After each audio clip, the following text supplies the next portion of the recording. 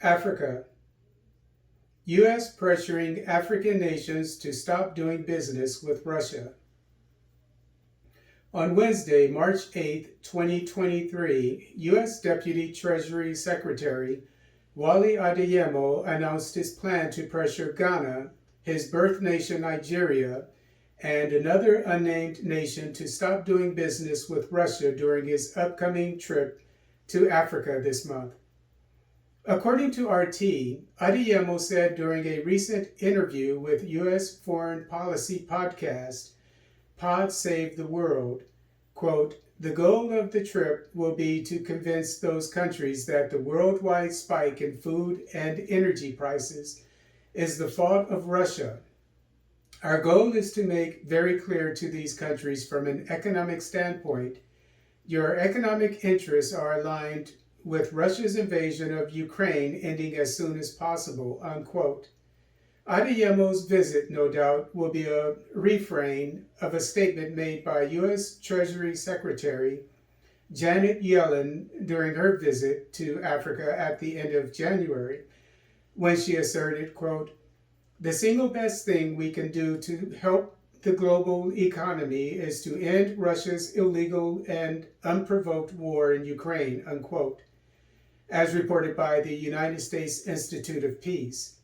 In keeping with the leitmotif, during her upcoming visit to Ghana, Tanzania, and Zambia at the end of this month, U.S. Vice President Kamala Harris plans to discuss, quote, "regional and global priorities, including our shared commitment to democracy, inclusive and sustainable economic growth, food security, and the effects of Russia's unprovoked war in Ukraine," unquote, as stated in CNN.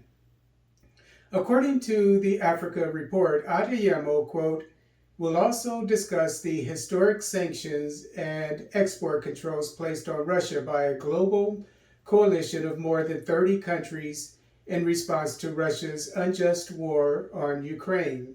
During meetings with government and business counterparts, the Deputy Secretary will explain how the price cap will help keep low-priced Russian oil flowing onto global markets to put downward pressure on energy prices, primarily benefiting emerging markets," unquote.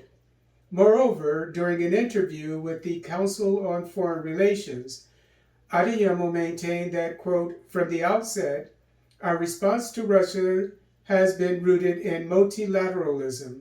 Our coalition of more than 30 nations representing 50% of the global economy came together within 3 weeks of Russia's invasion of Ukraine, and we have been in lockstep with the G7 and EU at every point along the way," unquote. During the interview, Adeyemo seemed to make a veiled threat as a prelude to his upcoming visit to Africa by stating, quote, "They can support Russia, which is a small economy that's getting smaller because of our sanctions, or they can continue to have access to doing business with companies and individuals in countries that represent more than 50% of the global economy," unquote.